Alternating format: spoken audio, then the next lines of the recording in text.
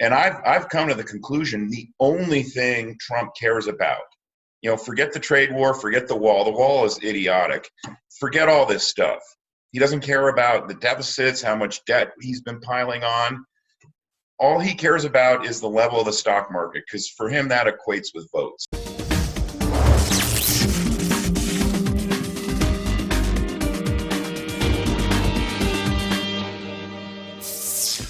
Thanks for watching this RTD interview. Don't forget to pick up your RTD Scary George round, only available at SDBullion.com. Now enjoy this interview. Welcome to Rethinking the Dollar. Today I'm excited to have first-time guest Mr. Dave Kranzler, the editor and contributor, as well as the founder of Investment Research Dynamics. Today he joins us to share his thoughts on the global economy as well as a variety of other subject matters. So Dave Kranzler, welcome to Rethinking the Dollar. Thanks for having me on, Mike. I'm looking forward to chatting. Definitely. So I appreciate you taking time to join us here. And there's a lot of things happening currently, but I'm more so interested in your projections of the future and some possible scenarios of how things might play out in reference to the dollar, this trade situation, possibly the political realm. We got an election coming up soon. But before we dive into that, I typically start off with some Rethinking the Dollar questions. And the first question is, what comes to mind when Dave Kranzler hears the words Rethinking the Dollar? I don't know. I got to think about that. Actually, it's actually a thought-provoking title. I like it. And I think everyone who follows the stuff that we follow and think the way that we think, and look at the world the way we look at the world, are aware that the dollar's status as the global reserve currency is waning quickly. And just recently, as a matter of fact, within the last week or two, both Russia and China have made pretty pointed statements about their desire to not necessarily remove the dollar as a reserve currency, but de-emphasize the dollar as a reserve currency, and to put other currencies that are also used, from large economies like the euro, the yen, the yuan, on equal footing with the dollar. So, and that kind of, I might be jumping the starting gun here because you had mentioned the trade war, but what kind of amuses me is when Trump says that China's been taking advantage of the U.S. for years, with cheap labor and cheap prices, et cetera. Well, what facilitates that is the U.S. strong dollar policy, which is put in place to bolster the dollar's reserve status. But having the reserve currency is the biggest advantage that any country can have in all realms of on the geopolitical arena. So it's like Trump wants to have his cake and eat it too now. So. Yeah, I agree. And so to move further along, now, given the fact you mentioned that, other nations are starting to wind down on the dependency of the dollar, so that plays into the whole de-dollarization process that's been underway for quite some time now. And so since the world is moving away from the dollar, how important, in your opinion, would it be for citizens as well as viewers, first-time viewers or returning viewers, begin taking a more proactive approach towards better utilizing and getting the most bang for their buck while they still can? Well, I mean, that's a good question. When I first got into this whole sector many years ago, 2001, and I started studying all these issues and really just kind of immersing myself in it, I kind of always envisioned myself, whenever I would have extra dollars, I'd buy a little gold, buy some, convert into some euros, and maybe either some pesos or yen or whatever. And then I was just like, you know what? There's no reason to do that. You just, to the extent that you have extra dollars around that you don't need and you want to save them, just convert them into gold and silver. And to me, gold and silver ultimately and eventually will be restored as the anchor for currencies, because gold and silver are money. I mean, that people don't differentiate between money and currency. Currency is something that you can use to settle transactions, whether it's trade on a global scale or just going into a store and buying products. But money, gold is money. The way I look at currency And it's easy to think about it because all currencies are paper. Currencies are a derivative of gold and silver. We're at this current moment, we're halfway through the year 2019. You mentioned, start off by talking about the trade war. What are some things as an investor, as well as a person who watches the global economy itself, what are some things that actually has you concerned? Is it the trade war or anything else that people may not be aware of? Well, this is one of those situations where I think the trade war is a symptom of underlying problems. And really what you've got is for the last 10, 15, 20 years, there's been a slow shift in the balance of economic and military and political power that's kind of moved from the Western Hemisphere to the Eastern Hemisphere. And the U.S., as everyone knows, and Paul Craig Roberts, who I've co-authored some articles with, and is a friend of mine, he's used to write about this all the time, and he still does, is you've had the deindustrialization of the United States that started happening in the 1980s and accelerated during the 1990s. And that was when Clinton lobbied and China was awarded most favored nation status as a trading partner. And they were elevated up to the World Trade Organization. So it was really, the U.S.'s undoing, the seeds were sown by the U.S. itself, if you want to look at it as an undoing. But really what it is that you've had, some other economic powerhouses have started to emerge. The EU economy is almost as big as the United States, and China's is almost as big. Well, not almost as big, but it's getting there. And so you've had, in terms of cutting up and sharing the global economic pie, if you want to look at it that way, the U.S. now has to share it. And these other countries have, especially some of the emerging countries like China and really all the Southeast Asia and Eurasia, they have emerging middle-class economies, and they need to feed it. They need to house it. They need to clothe it. They need to give them jobs. And in order to do that, the U.S. has seen its economic power and its economic hegemony erode away. And again, a lot of it's our own undoing.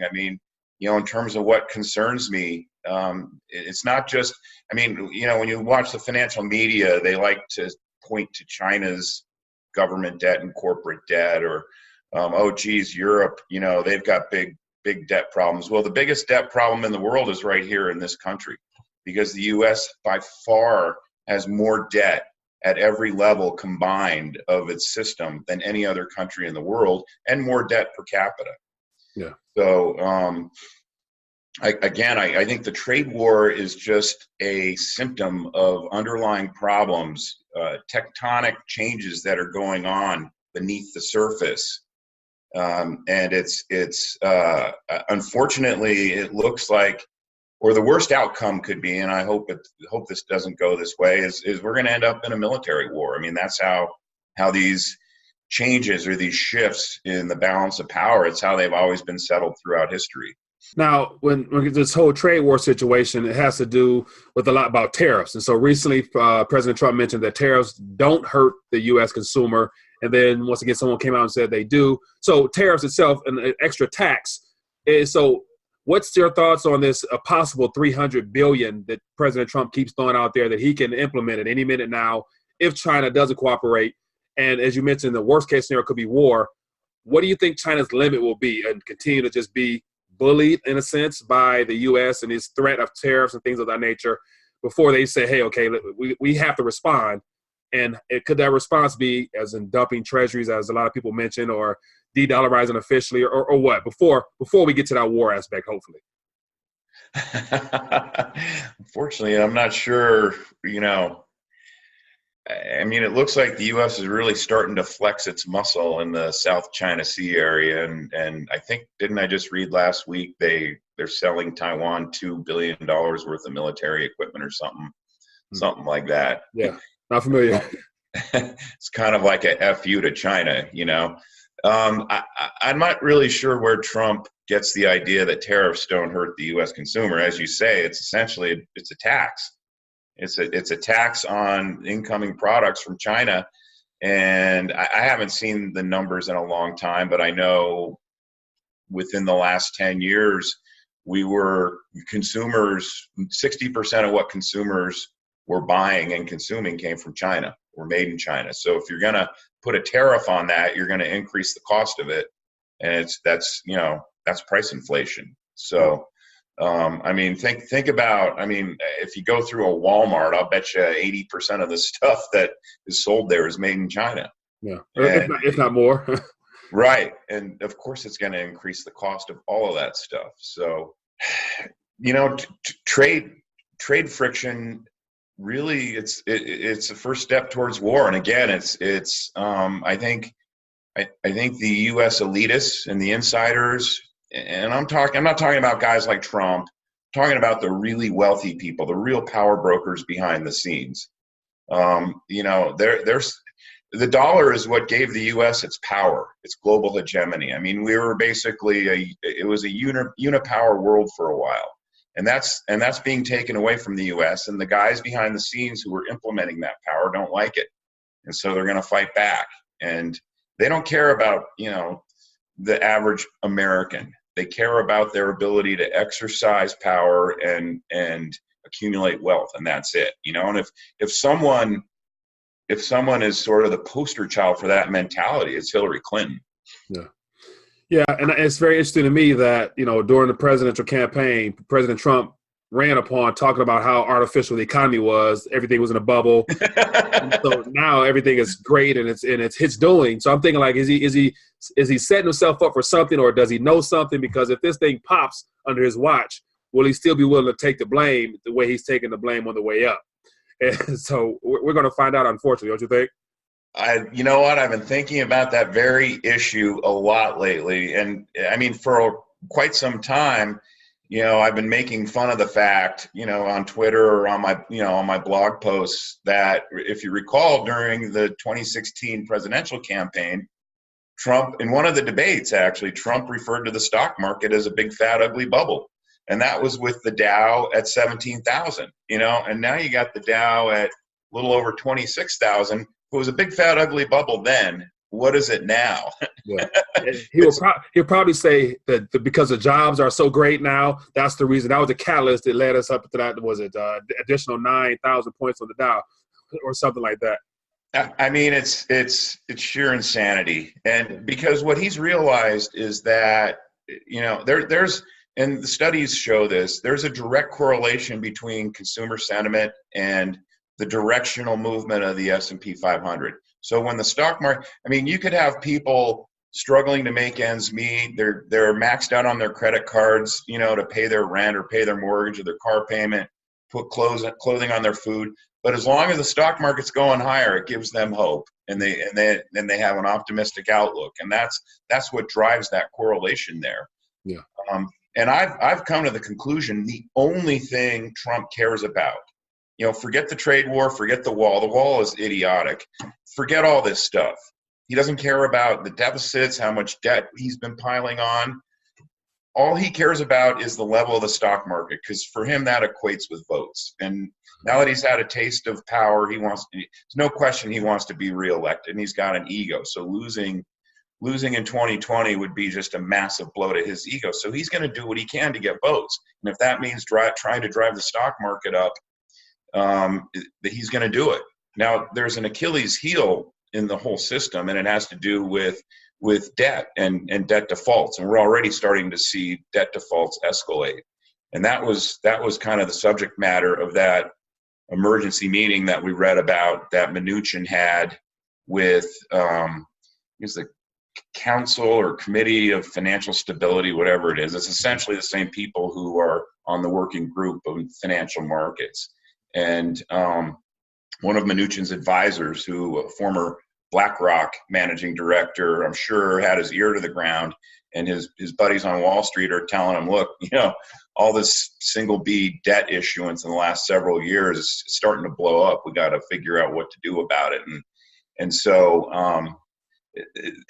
it's not like Trump can just have the Fed print money and push the stock market up forever. There's going to be leaks, and those leaks will turn into dams that burst. And it's probably going to come from the debt side, just like it did in 2008. And I actually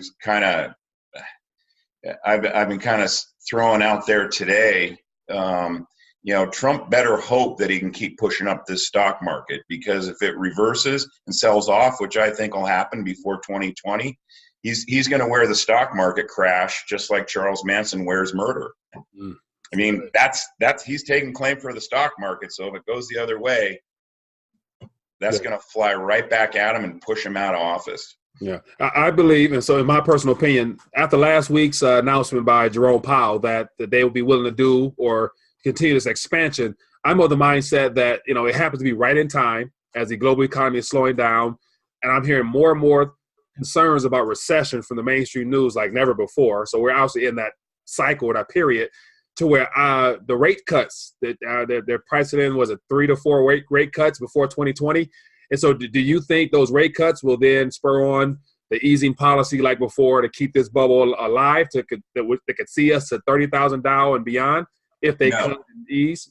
No, there's two reasons. First of all, the dollar, part of the reason why they've been hesitant to cut rates. I mean, the Federal Reserve, these guys, they know what's really going on in the economy. And they know there's 102 million working age people in the working age population that don't have jobs. Some portion of them are voluntarily don't have jobs. Most of them, I think, if they could get a job that paid well, instead of taking out a student loan and going to college or going back to online university, they would rather have the job. And the jobs just aren't there.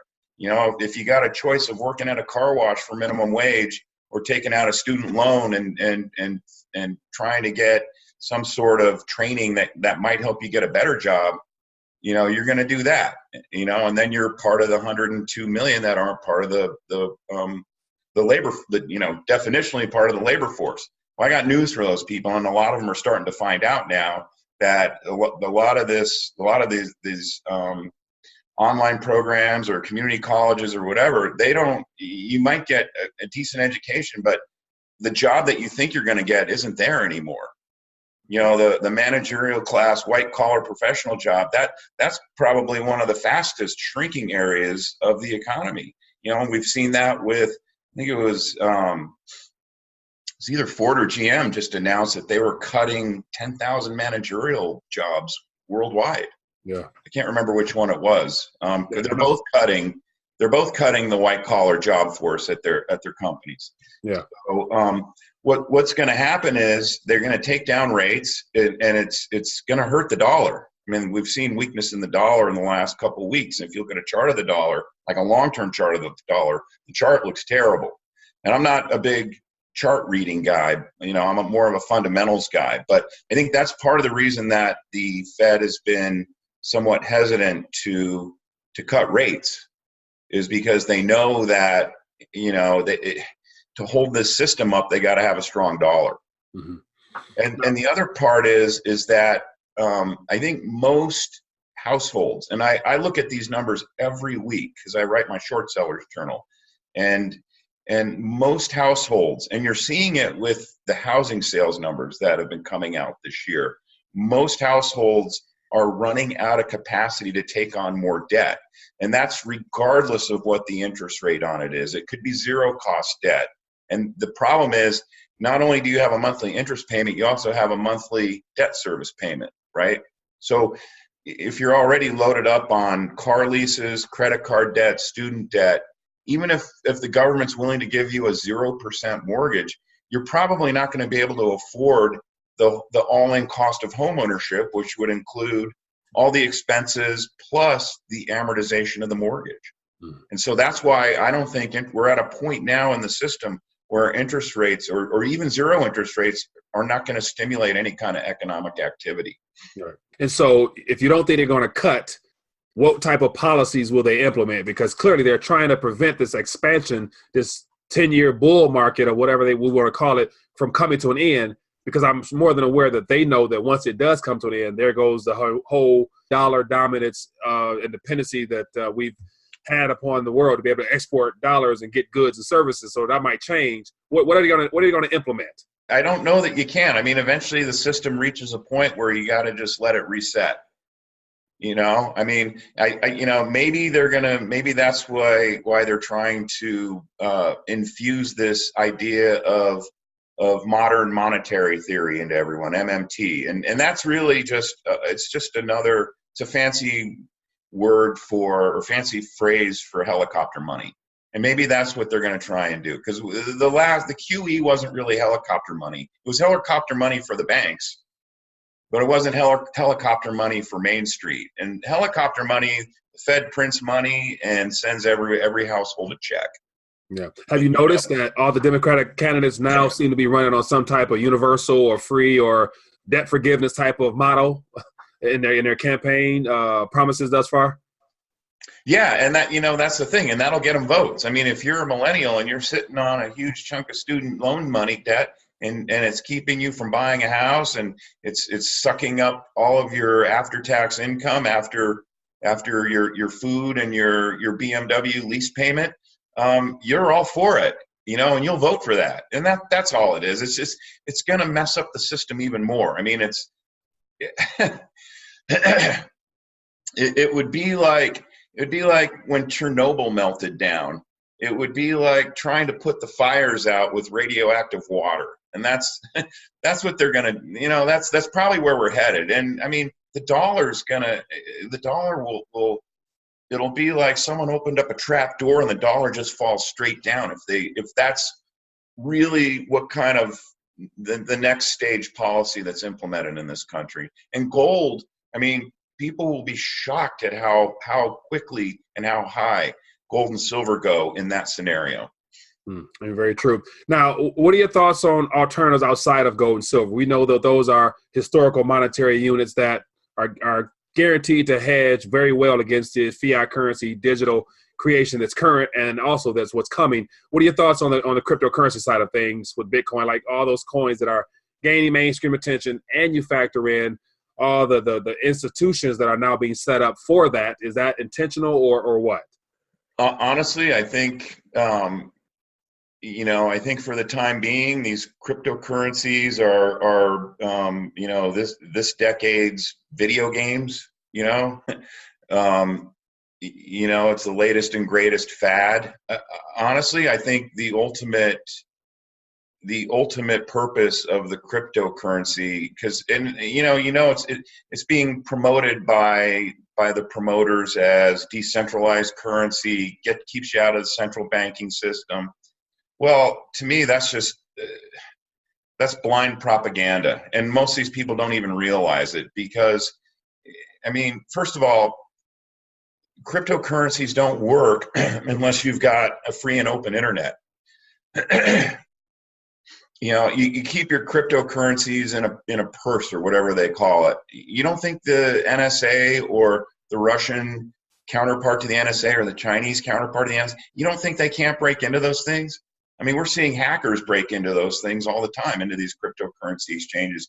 I think ultimately an organization like the BIS, if they could roll out a universal cryptocurrency that they control, that would solidify the movement towards kind of a one world, one government situation. These globalists. Ultimately, I think the cryptocurrency, to the extent that it was ever used as a currency, it would be a centralized currency that was controlled by a central organization like the BIS. So I'm not a proponent of the cryptocurrencies. I think, yeah, can you buy Bitcoin and make money over the next 3 months? Right now, maybe, but I'm not a proponent of it. I want to have gold and silver that I have in my possession, because I can take it anywhere. Doesn't matter if there's an internet holiday and the government decides to put controls or shut down the internet. Everyone knows the government has a kill switch. And what do you do if the government decides to flip the kill switch and all your money is tied up in a cryptocurrency that you need access to the internet in order to get to it? Right, understandable. Now, you hinted at earlier about reset. The system needs to be reset. And so the question will be, reset to what? And so we know that China and Russia are becoming closer and closer. They just finished up their economic summit this past weekend, and more deals are signed, more bilateral trade agreements and currency issuance amongst them two partnering up. And then we have the One Belt, One Road initiative and all the other alliances and partnerships out there. Is that the next world of economic superpower coming from that region of the world, in your opinion?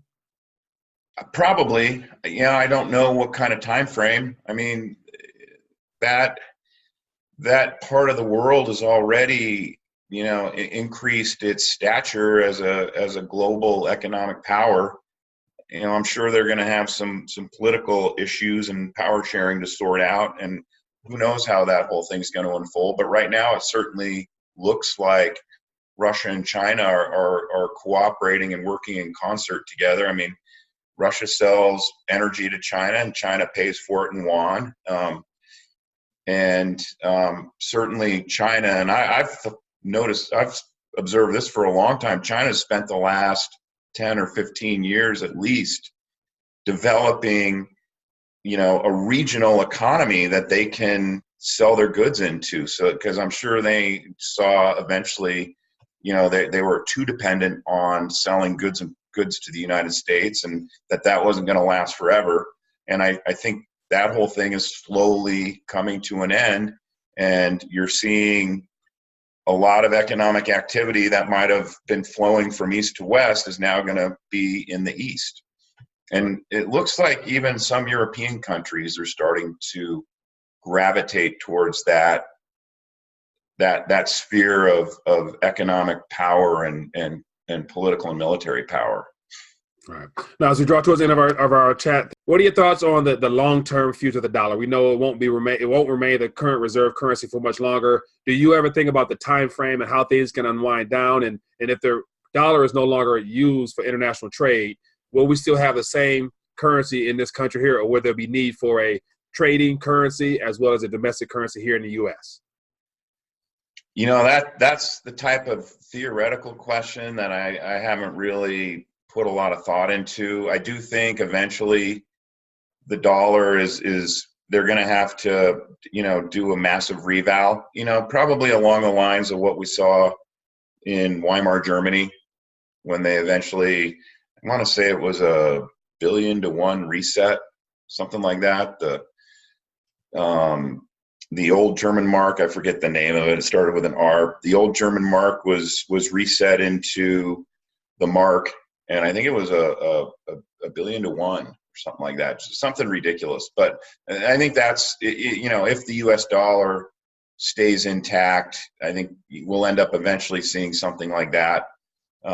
You might see a debt reset, but again, it's when we are at the point where that happens, most of the country is going to be living in third world conditions. I mean, you're already seeing signs of third world conditions in the big cities. I mean, you probably see it around Detroit. I see it in Denver. I mean, I'm now seeing homeless families on street corners in the suburbs.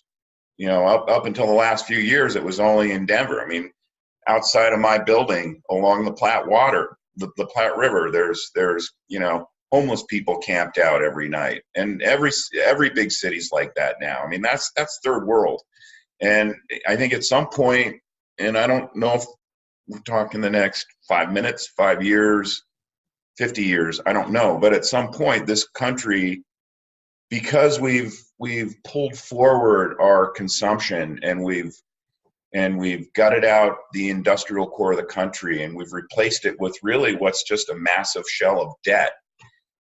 There's really not much here once it collapses. And so I actually think it's going to end up in a global military war before it gets to that point, which it'll still be at that point. It's just we'll be at war. So yeah. Ooh, that's not pretty anyway. No matter how it ends, it's not pretty for those that are especially not aware of what's going on and decisions being made on their behalf. So, but Dave Kranzler, I appreciate you joining us here on Rethinking the Dollar. For those that may not know anything about your work or whatnot, direct them to where they can find out how to be involved with what you have going on and be a blessing to your work. Sure. Well, first I'd say thanks for having me on. This has been a great conversation. Love talking about these topics, and you've actually given me some things to think about also. But my website is investmentresearchdynamics.com. And I have 2 investment newsletters. One's called the Mining Stock Journal. It's a bi-weekly.